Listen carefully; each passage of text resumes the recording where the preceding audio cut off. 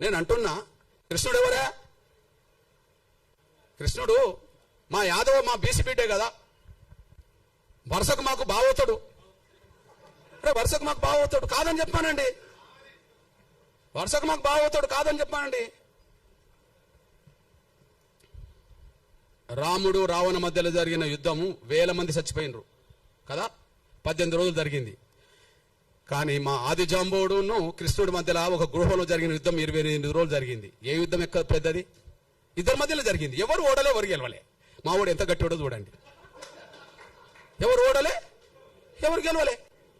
లాస్ట్కు మా ఓడు అనుకుంటాడు జాంబవుడు, అరే నీ అమ్మ, ఈ దేశంలో ఈ ప్రపంచంలో నన్ను ఓడించేటోళ్ళు ఎవరై ఉంటారంటే, ఓహో రాముడి కాలంలో నేను అడిగాను, రాముడితో యుద్ధం చేస్తాను అన్నప్పుడు, ఇంత మనం చేసుకున్నాం కదా రాముడి యుద్ధం, నీకు ఈ జన్మలో వద్దు కానీ నీకు వచ్చే జన్మలో కృష్ణుడు ఏర్పడితే అప్పుడు నీకు ఏదో రకంగా యుద్ధం చేద్దాంలే అని అంటే, ఇంతకాలం నాతో యుద్ధం చేస్తున్నాడు అంటే ఆయన రాముడే అని చెప్పి, నువ్వు దేవుడి అవతార పురుషుడు కాబట్టి నాతో ఇంత యుద్ధం చేసావు అని చెప్పి మళ్ళీ కాంప్రమైజ్ అయ్యి మళ్ళీ రాముడు ఆ కృష్ణుడికే కదా మా జాంబవతిని మా అక్కనిచ్చింది.